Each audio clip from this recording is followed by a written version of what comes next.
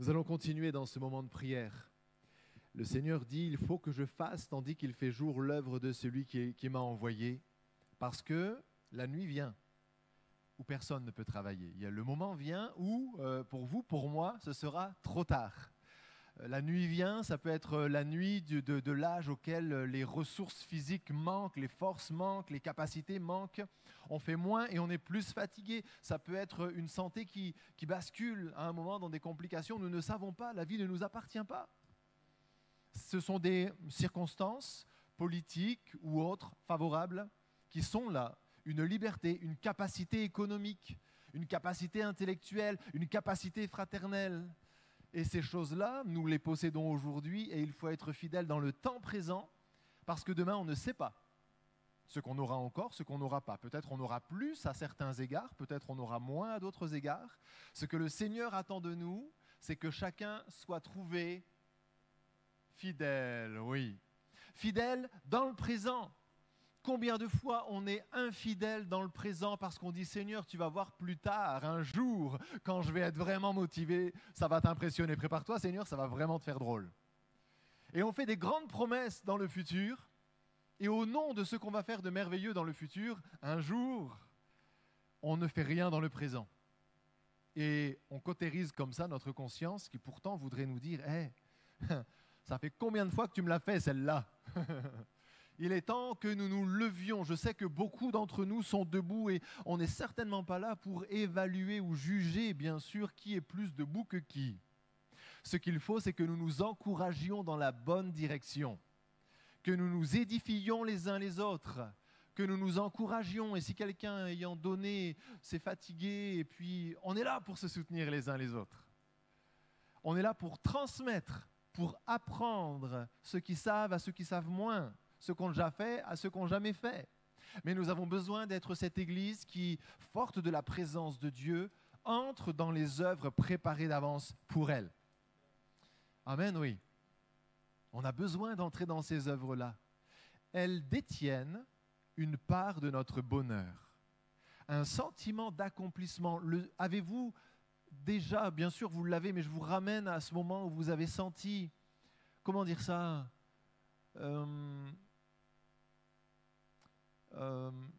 l'approbation, un sentiment d'approbation du devoir accompli.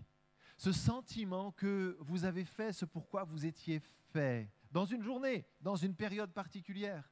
N'est-ce pas merveilleux de vivre ça? Eh bien, vivons-le encore ensemble, en offrant nos œuvres pour le Seigneur, car, comme dit le psalmiste, « Mon œuvre est pour le roi ». On n'oublie pas ça. On ne fait pas des œuvres pour se comparer ou pour se donner bonne conscience, pour réparer un péché ou je ne sais pas quoi.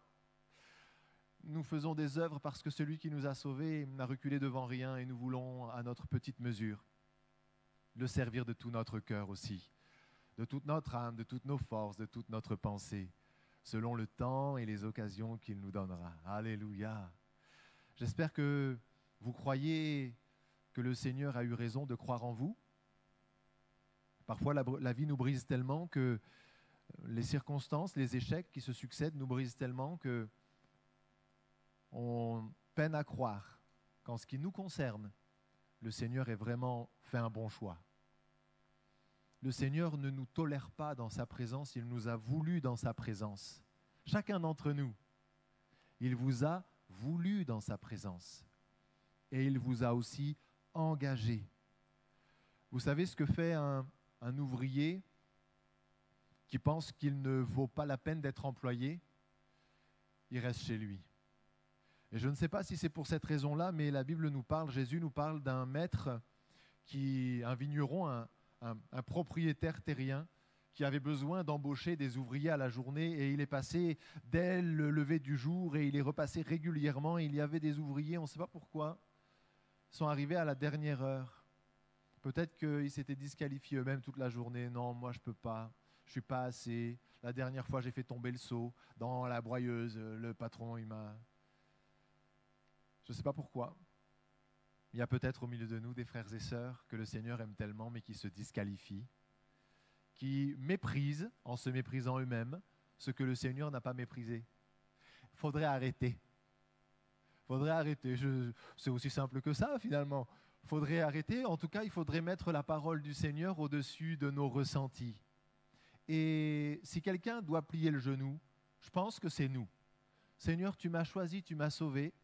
Moi, tout me dit que je ne suis pas sûr que c'était sur moi qu'il fallait parier, mais puisque tu le dis, on va faire selon ta volonté et ta parole. Amen. C'est important de s'encourager les uns les autres, hein? C'est vraiment important. Parce qu'il faut que ce que le Seigneur a vu en nous, ou en notre voisin, notre frère, notre prochain, nous l'aidions à le révéler, à le faire sortir. C'est là, c'est peut-être embryonnaire, c'est peut-être sous forme de germe, mais si le Seigneur l'a vu, c'est que c'est là. Alors voilà, ça c'est encore le genre de pensée du Seigneur qui me donne hâte à demain. Demain où on verra le résultat, le fruit de vos actions d'aujourd'hui, de la prise de conscience d'aujourd'hui, etc. Mais combien je crois que les temps que nous vivons sont importants et qu'il mérite que chacun de nous nous impliquions. Il y a des choses qui s'imposent à nous, mais il y a des heures sur lesquelles nous avons encore le pouvoir, une fois que nous avons fait ce que le patron demande de nous, et nous devons être les meilleurs employés du monde en tant que chrétiens. Une fois que nous avons fait ce que la vie nous impose, c'est-à-dire se reposer, manger, tout cela, on a encore la maîtrise sur quelques heures. On a encore quelques forces, quelques opportunités relationnelles. Dans ces créneaux-là, le Seigneur nous attend. Ne méprisons pas ni les petits commencements, ni les petites choses. Soyons fidèles dans les petites choses. C'est là que toutes les belles histoires commencent. Ne méprisons pas le jour des petits commencements, mais faisons tout comme pour le Seigneur. Et que nous croissions les uns et les autres et tous ensemble comme des serviteurs et des servantes de Christ qui sans cesse vont de l'avant et embarquent avec eux dans cette belle aventure de la vie avec Dieu, des frères et sœurs, de nouveaux frères et sœurs, des jeunes convertis. La vie avec le Seigneur vaut la peine d'être vécue à fond. Amen. Bien, allez, et si, croyant à ce que nous venons de citer, basé quand même sur la parole, me semble-t-il, et si nous prenions le temps de prier en disant « Seigneur, on est, nous, l'Église, qui doit briller, rayonner, accomplir tes œuvres dans cette génération, dans ce temps, dans cette année qui a bien commencé. » Et nous te prions de nous aider, de nous diriger, de nous donner le discernement et tout ce dont on a besoin. Peut-être une petite mesure de renoncement aussi à des projets personnels, j'en sais rien moi. Mais Seigneur, donne-nous d'entrer dans les œuvres préparées d'avance. Il faut que nous brillions, aide-nous à briller individuellement, collectivement. Enfin, vous voyez, on y va? Est-ce qu'on peut se lever? Alléluia. La parabole des talents que vous connaissez parle d'un maître qui ressemble fortement à notre Seigneur Jésus. Il est là, mais il va partir, et avant de partir, il confie des biens. Faites comme vous voulez, si vous voulez vous asseoir, bien sûr. Hein. Il confie ses biens à ses serviteurs, non pas pour qu'ils en profitent seulement, mais qu'ils les gèrent et qu'ils les gèrent bien, et puis qu'ils en tirent certains profits aussi. Le premier serviteur qui vient rendre compte a fait 100% de gains sur une période qui ne nous est pas donnée. Est-ce qu'il a fait mieux que la bourse? On ne sait pas. Mais 100% de gains. Le deuxième vient, il avait reçu moins de talents parce que c'était selon sa capacité. Et comme le Seigneur lui avait donné un peu moins de capacité, il lui a donné un peu moins de talent. Mais il a fait 100% aussi et il a reçu du maître la même récompense, la même louange. Mais il y a un troisième serviteur qui, lui, avait reçu moins que les autres, un talent, ce qui était déjà énorme. Un talent, c'était énorme, pourquoi? Parce que ce talent avait le même pouvoir que les 5 autres talents, mais pour lui, ce talent avait les mêmes pouvoirs que les autres, le même pouvoir de faire prononcer au maître la même parole de louange, la même dose, le même quota de bénédiction éternelle. Le rapprochement est à faire. Donc ce talent était un geste de confiance immense, mais lui a méprisé son talent. Il l'a méprisé, il en a même eu un peu peur parce qu'il a soupçonné son maître de ne pas chercher son bien, mais de lui tendre un piège. Il avait un gros problème de connaissance de son maître. Et c'est comme ça que les choses transparaissent dans le récit. Lorsque le maître revient, il donne au premier, au deuxième des louanges, des récompenses, des responsabilités, des choses plus grandes, des choses célestes, etc. Mais le troisième va entendre des reproches Et dans le reproche, il y a une solution aussi qui est donnée. Voilà la solution que tu aurais dû mettre en œuvre. Oui, Seigneur, je sais que tu es dur et que tu moissonnes où tu n'as pas semé et que tu engranges où tu n'as pas vanné. J'ai eu peur quand tu m'as donné ça, j'ai eu peur. Voilà ton talent, reprends ce qui est à toi. Moi, je ne veux pas de problème avec toi. C'est quand même très particulier. Et le maître lui dit, puisque au point où tu en étais dans la connaissance de moi, tu pensais que j'étais un maître dur, qui moissonne où il n'a pas semé et qui engrange là où il n'a pas vanné, tu aurais dû au minimum confier mon talent au banquier pour qu'à mon retour, je le retire avec un intérêt. C'était le minimum. C'était le minimum. C'est-à-dire déléguer la gestion de ce que je t'avais demandé de gérer. OK ? Et là, on se dit, bon, oui, là, c'est le mauvais quart d'heure, c'est le mauvais serviteur, il n'y a rien à tirer. Si, il y a quelque chose à tirer. Il y a quelque chose à tirer pour ceux qui, au milieu de nous, peut-être, par rapport à leur talent, sont gênés parce qu'ils ont un talent et ça leur brûle les mains, ils ne savent pas quoi en faire. Le talent, c'est quoi? C'est du temps, c'est de l'énergie, c'est un réseau relationnel, ce sont des compétences, qu'elles soient manuelles, intellectuelles ou autres. Et tout ça, ça constitue un talent que vous avez, que d'autres ont peut-être, mais même si d'autres l'ont, vous en avez un. Si vous faites avec votre talent ce que vous pouvez faire, ça viendra s'ajouter à ce que les autres font. Mais si vous ne faites pas, ça se verra. Ça se verra. Et ce que le Seigneur dit à ceux qui ont un talent mais qui ne savent pas quoi en faire, c'est trouver, au minimum, trouver un banquier. Trouver un banquier. Alors évidemment, n'allez pas chercher ni le Crédit Agricole, ni Fortunéo. Le banquier, c'est un gérant, pour ne pas dire un gestionnaire. Un gestionnaire qui sait vous dire, écoutez, donnez-moi votre talent, c'est-à-dire votre temps, votre énergie. Quels sont les créneaux sur lesquels vous êtes disponible? Quelle est la dose d'énergie que vous pouvez mobiliser? Quelles sont vos capacités intellectuelles, manuelles, etc., vos savoir-faire? Venez, faisons un état des lieux, et moi, je vais vous proposer des opportunités d'investissement. Vous ne les avez pas, vous ne savez pas les trouver, vous ne savez pas les créer. Moi, je sais les créer, mais je ne peux investir dans mes opportunités que l'argent des autres parce que j'ai déjà investi tout le mien. Et c'est là qu'interviennent dans l'Église, peut-être qu'on en parlera lors du forum des services, le 16 novembre, mais c'est là qu'interviennent les référents de services. Ils ne sont pas là pour vous commander, ils sont là pour vous donner des opportunités d'investissement parce que sans eux, vous allez passer votre temps à jardiner, à coudre pour ceux qui sont passionnés par ça, à aller à la pêche pour ceux qui sont passionnés par ça. Vous allez passer votre temps devant la télé, j'en sais rien, et ça ne va rien rapporter. Ça a sa place, tout ça, dans la vie, en dose adaptée. Mais ça ne va jamais vous rapporter des récompenses célestes, ça. Ça, ce sont des moments de ressourcement qui sont utiles dans la mesure où, après avoir été ressourcé, vous devenez capable d'investir vos forces et vos ressources pour l'œuvre de Dieu. Mais si les temps de ressourcement sont suivis de d'autres temps de ressourcement et encore d'autres temps de ressourcement, c'est un échec.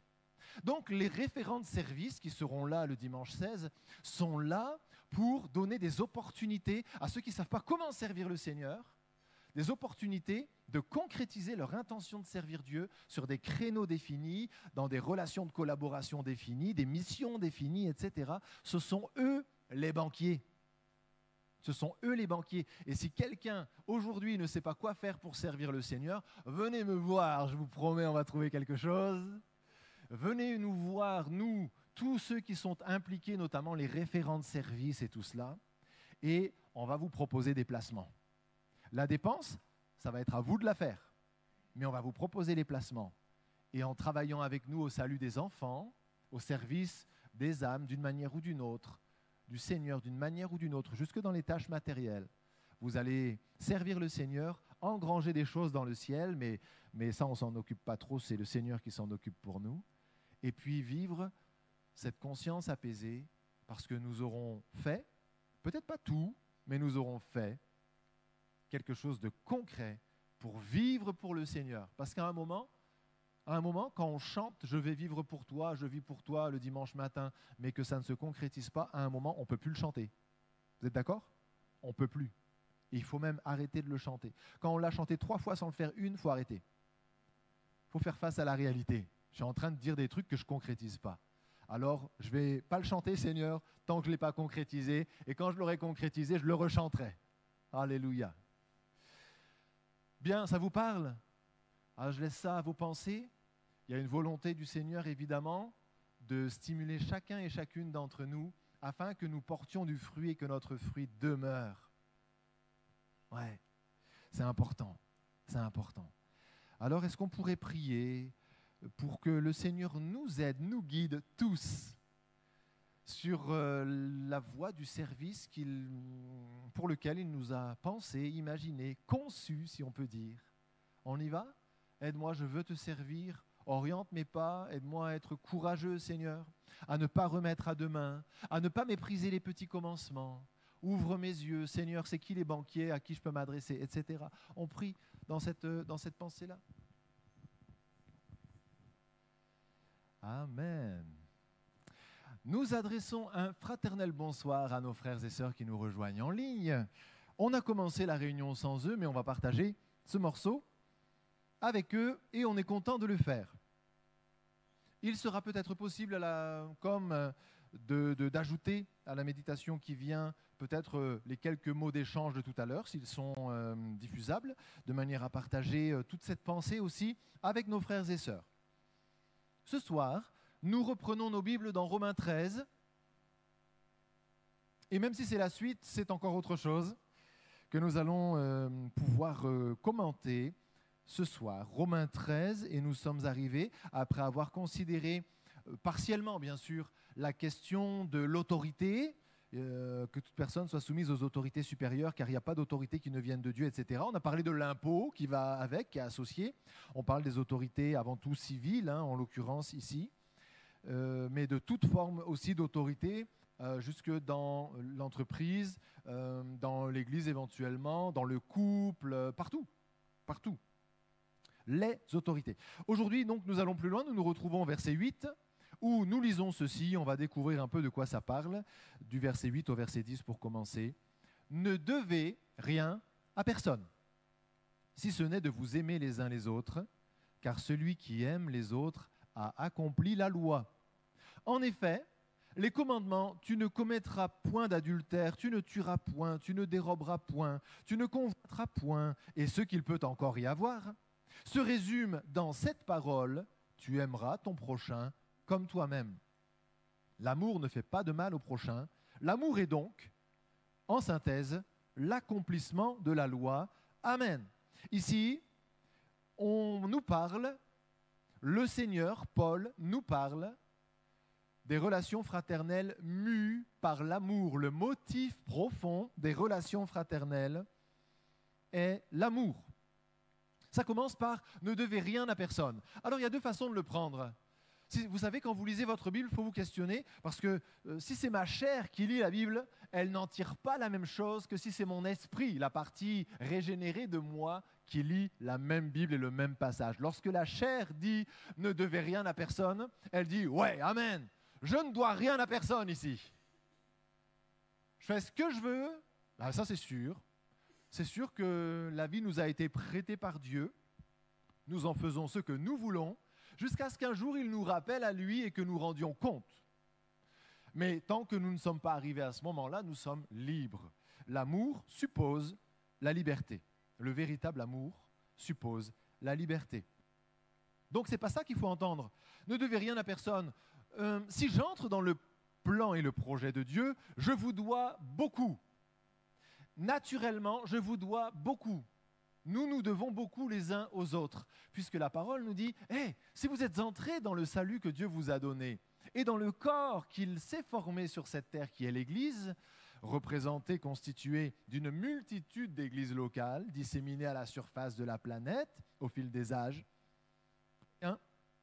vous devez vous supporter les uns les autres. Supportez-vous. Donc j'ai une mission de vous supporter. Aimez-vous. J'ai une mission, je vous dois de vous aimer.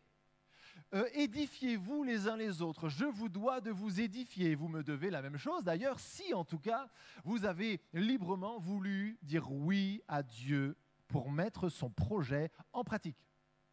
Donc, ne devez rien à personne. Ne me dis pas que je ne dois rien à personne, mais que je dois m'acquitter sérieusement de ma dette envers les frères et sœurs.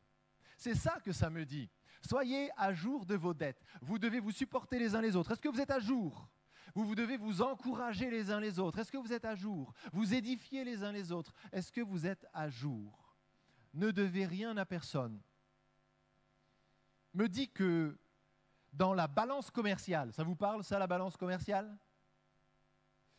Dans la balance commerciale, ce n'est pas du commerce, mais enfin bon, dans la balance d'édification, si, comme c'est un peu inévitable, quelqu'un doit profiter un peu plus de l'autre, eh bien que ce soit les autres qui profitent un peu plus de moi que moi qui profite plus d'eux. Ne devez rien à personne. C'est une philosophie chrétienne de vie, alors que nous nous donnons tous les uns aux autres. Je voudrais ne pas être en dette vis-à-vis de qui que ce soit, mais si quelqu'un doit devoir quelque chose à l'autre, je préférerais que ce soit les autres. Je leur ai donné plus qu'ils m'ont donné, et si quelqu'un veut dire oui, il y a une dette, que ce ne soit pas moi qui sois en dette, mais peut-être l'autre. Mais je ne suis pas là pour les dettes, moi. Hein. Vous non plus, je le sais. Mais voilà la philosophie, ne devez rien à personne. Par contre, il y a quelque chose, une notion vis-à-vis de laquelle nous serons toujours en dette, c'est l'amour. Ne devez rien à personne si ce n'est de vous aimer les uns les autres. Nous ne serons jamais à la hauteur dans l'amour. Je vous aime de tout mon cœur, mais je sais que ce n'est pas encore assez. Nous devons grandir sans cesse et pour toujours dans l'amour. Ne devez rien à personne si ce n'est de vous aimer les uns les autres. Veillez donc à avoir donné à chacun ce que vous lui devez. Par rapport à l'enseignement de la parole, et si nous avons dit oui au Seigneur pour rentrer dans son projet. Il y a une sagesse dans le fait de ne rien devoir à personne. Il ne s'agit pas de le faire par crainte d'être redevable. Hein. L'idée, ce n'est pas de dire « ouais, moi je veux rien avoir à faire avec vous ». Là encore, on sent comme chez le serviteur, le dernier serviteur de la parabole des talents, une sorte de crainte, une méconnaissance, un sentiment de ne pas vouloir se laisser piéger. Ce n'est pas une question de rupture, je ne veux rien avoir à faire avec vous, mais il s'agit de vouloir, si une relation doit être déséquilibrée, qu'elle soit prioritairement déséquilibrée en faveur de l'autre et non pas en notre faveur. L'amour reste malgré tout, nous l'avons dit, la dette éternelle parce que Dieu nous a aimés. Parce que Dieu nous a aimés, nous serons toujours en dette d'amour envers tous. Nous ne pouvons pas, parce que Dieu nous a aimés, user d'une autre mesure. Il nous faut maintenant, ayant été aimés, ayant bénéficié de la grâce, de la patience et tout cela du Seigneur, nous devons nous aussi aimer et en conséquence user de grâce, de patience et de toutes les choses dont le Seigneur use envers nous. Ça restera une dette tant que nous appellerons Dieu notre Seigneur. Dans le même sens, ce qui fait que cette dette ne nous sera, entre guillemets, jamais effacée, nous devrons toujours de nous aimer les uns les autres, c'est que la nature profonde de Dieu est l'amour, Dieu est amour, et si notre nature est changée à l'image de la sienne et si nous voulons grandir dans notre ressemblance à Dieu, eh bien c'est dans l'amour que nous allons lui ressembler de plus en plus. Et ça vient confirmer cette nécessité d'aimer toujours, d'aimer mieux. Je dois à mes frères et sœurs de les aimer. C'est un choix parce que finalement on n'est pas obligé, mais c'est assez fort pour qui dit oui au projet du Seigneur, c'est assez fort pour être comparé à la dette du pardon. Du moment que j'ai été pardonné, je suis en dette de pardon envers tous ceux qui pourraient m'offenser, d'office, d'entrée de jeu, d'avance. Parce que Dieu m'a pardonné, je ne peux pas faire autrement que d'user de la même mesure, sinon Dieu va ajuster dans sa façon de traiter mes propres défaillances. Il va prendre la mesure dont moi je me serais servi et il va me l'appliquer à moi-même et ça ne va pas être bon pour moi. Ça ne va pas être bon.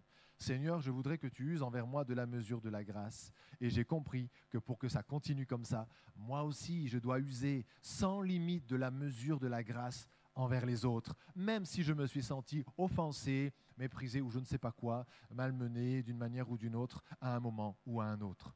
Tout comme nous devons pardonner, le Seigneur dit pardonnez, hein, je ne vous laisse pas de marge de manœuvre vis-à-vis du pardon. Si vous ne pardonnez pas, votre Père ne vous pardonnera pas. Vous savez ce que c'est la conséquence? Si Dieu ne nous pardonne pas nos offenses et que nous les gardons, nous devenons impropres à la présence de Dieu et nous vivons la deuxième mort que nous appelons dans le langage populaire l'enfer. Ça c'est pas une plaisanterie.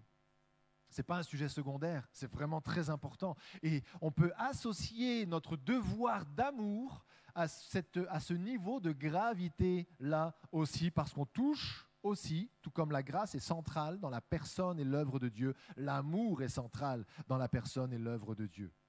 Alors aimer, c'est notre devoir à tous, mais il faut bien comprendre que nous ne l'exprimons pas tous de la même manière, cet amour-là. Il y en a, quand ils aiment quelqu'un, ils font des grandes déclarations. Ça sort par des mots. Vous en connaissez?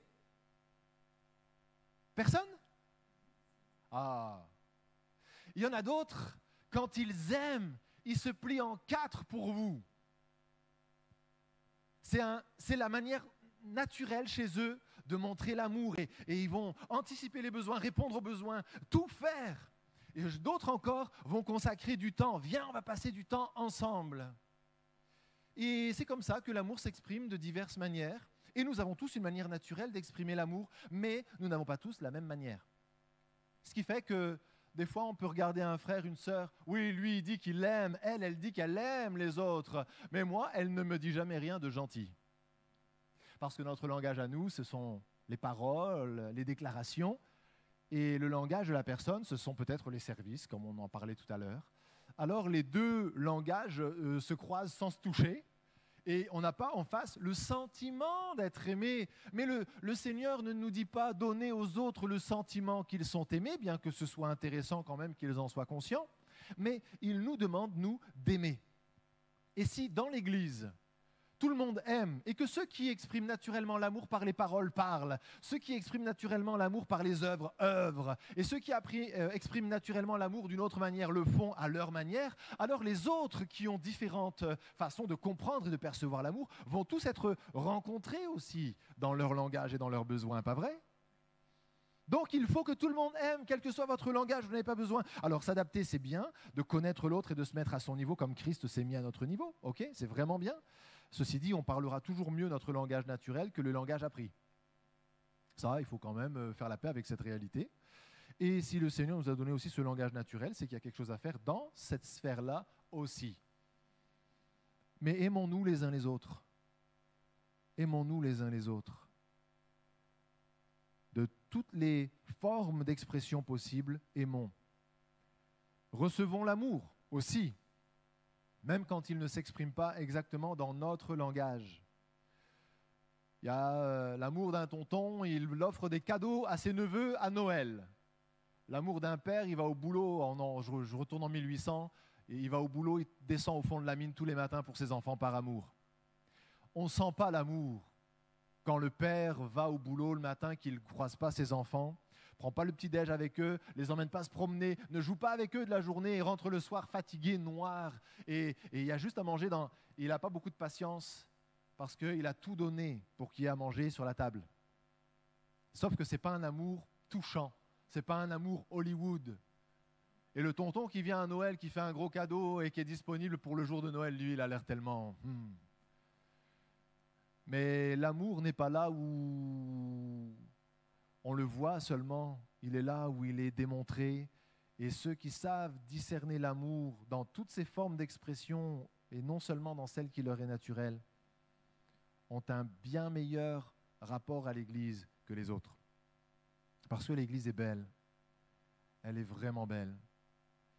Mais elle parle une diversité de langages, même dans l'amour qu'elle exprime. Et plus on sait les décoder, et plus on constate effectivement que l'Église est belle. Après, notre modèle, c'est Jésus. Dans beaucoup de nos actions et initiatives, nous cherchons la satisfaction indirectement. Un chanteur quelque peu connu a dit « Il y a m'aimes-tu dans Je t'aime ». Ça vous parle ? Vous comprenez ce que ça veut dire ? Quand une épouse, parce que c'est plus souvent dans ce sens-là, me semble-t-il, que ça se passe, dit à son mari « Je t'aime, chérie », qu'est-ce qu'elle attend ? Que lui, qu'aurait dû y penser avant, au moins en réponse à cette belle déclaration, disent les choses et y mettent un peu de cœur tant qu'à faire. Ben oui, Et dans beaucoup de choses qu'on fait, on quitte le sujet. Je ne veux pas vous ramener à quelques moments délicats, messieurs. Mais dans beaucoup de choses que nous faisons, il y a quand même une forme d'intérêt, l'attente d'un retour. Et c'est normal, mais il ne faut pas rester là. Parce que notre modèle, ce n'est pas Crésus, qui est devenu de plus en plus riche. Notre modèle, c'est Jésus, qui a tout donné, jusqu'à mourir sur une croix par amour. Jésus a aimé comme personne n'a aimé. Le monde n'a pas compris la portée de son amour lorsqu'il s'est humilié, lorsqu'il est né dans une crèche. Il n'a pas compris son amour lorsqu'il refusait d'avoir un toit et que partout, sans cesse, il prêchait la même bonne nouvelle, reprenant les pharisiens tordus et consolant les ignorants affligés. Ils n'ont pas compris son action lorsqu'il faisait de grandes déclarations dont la sagesse les dépassait. Ils n'ont pas compris la fin de l'histoire lorsqu'au lieu de chasser l'envahisseur romain, Jésus meurt sur une croix. Ils n'ont rien compris. Jésus a aimé, mais a été en retour aimé très imparfaitement, très partiellement. Et après 3 ans et demi de démonstration d'amour persévérante et laborieuse, Jésus entend la foule rassemblée à Jérusalem rien que pour lui. Et elle crie « Ôte, ôte, crucifie !» C'est tout. Nous n'avons pas besoin, nous ne nous abandonnons pas à un syndrome de persécution, mais le but de l'amour n'est pas d'être aimé. Le but de l'amour est d'aimer. Des fois, ça nous revient, des fois, ça ne nous revient pas. Quand ça ne nous revient pas, c'est tant mieux, parce que le Seigneur ne restera pas en dette de tout ce que nous avons fait pour lui. Et ce qui ne nous aura pas été rendu, il y a un encouragement dans ce sens-là, dans l'évangile de Matthieu. Quand tu donnes à souper, quand tu donnes un festin, invite les pauvres, les malheureux, ceux qui ne peuvent pas te le rendre, et ta récompense sera grande dans le ciel. Lorsque nous donnons de l'amour et que quelqu'un en face ne nous le rend pas, au lieu de tomber dans l'amertume et les choses qui nous sépareraient de Dieu et nous feraient sombrer dans notre ancienne nature, considérons que ce qui ne nous a pas été donné ou rendu, tant mieux, c'est monté au ciel. Et Dieu s'en occupera en son temps. Mais si nous donnons pour recevoir, nous faisons comme les païens. Il nous faut apprendre à aimer sans que la rançon soit, comme le revolver sur la tempe de l'autre côté, d'aimer plus en retour. Parce que nous n'aimons pas pour être aimés, mais nous aimons pour ressembler à notre Seigneur. Et notre amour est avant tout une offrande pour lui. Amen. Amen. On prie le Seigneur. Nous te remercions, Seigneur, pour cette parole. Elle est magnifique, elle est belle, elle est divine. Et nous voulons apprendre à la mettre en pratique ce soir encore. Dans ce sujet impressionnant qui nous humilie toujours de l'amour dans lequel tu nous appelles à vivre et à grandir. Nous te prions, Seigneur, de nous remplir. Change nos cœurs encore. Fais-nous comprendre la grandeur de ton amour et remplis-nous de ton amour déversé dans nos cœurs par ton Esprit Saint. S'il te plaît, bénis chacun, fais-nous croître, grandir encore, que ton Église apprenne à s'aimer de plus en plus, mais à aimer aussi autour d'elle de plus en plus, afin de te ressembler et de porter vraiment cette belle lumière qui est la tienne dans le nom de Jésus. Amen. Amen. En cette fin de journée, je vous rappelle simplement qu'une petite partie de l'Église va bouger ce week-end pour le mariage de Mathilde et Timothée qui se déroule à Pau. Alors on va s'associer à leur joie, même si toute l'Église ne peut pas y être.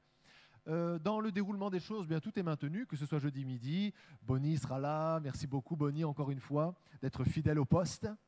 Vendredi soir, la jeunesse, les lycéens, enfin tout fonctionne. Que le Seigneur vous bénisse, mes frères et sœurs. Bonne fin de soirée à tous. Je crois que la chorale travaille ce soir. Alors on libère très vite pour que la chorale travaille.